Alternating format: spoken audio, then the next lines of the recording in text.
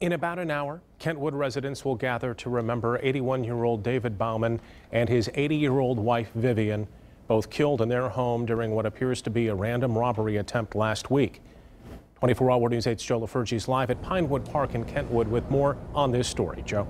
Yeah, and again, Brian, that vigil expected to start within an hour, but if you can see down the street leading to the entrance of the park, a lot of homeowners already have turned on their front porch lights in anticipation of the vigil. Of course, as the vigil continues, Kentwood police still working to catch a killer.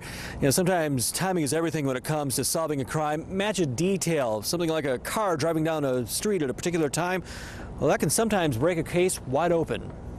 We now know when the Bouwmans were last heard from. Friday night, about 6:45 p.m. Is the last time we know that a family member had contact with the victims. Between 3 and 4 a.m. Saturday, neighbors hear barking dogs and other noises nearby.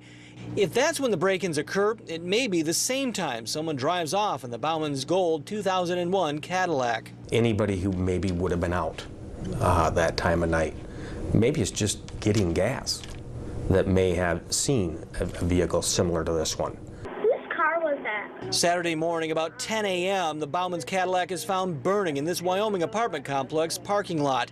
Witnesses grab their cell phones and start taking pictures. My guess is someone ran from the scene, and if it wasn't right at that location, it may have been down the street or a side street or something like that. Somebody may have seen that. Kentwood police go to the Bouwmans' home to tell them about their car. Officers responded, knocked on the door. Well, I wasn't able to get anybody to come to the door.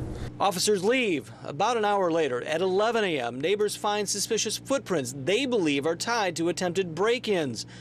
Officers follow one set of footprints to the Bouwmans. They find a broken window and discover the couple's bodies inside.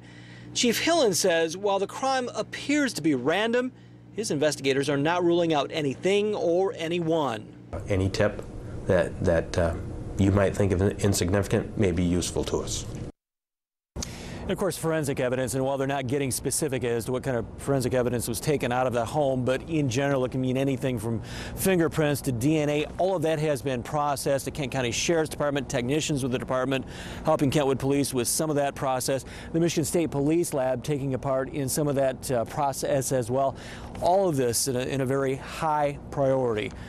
Live in Kentwood, Joe LaFurge, 24 Hour News 8.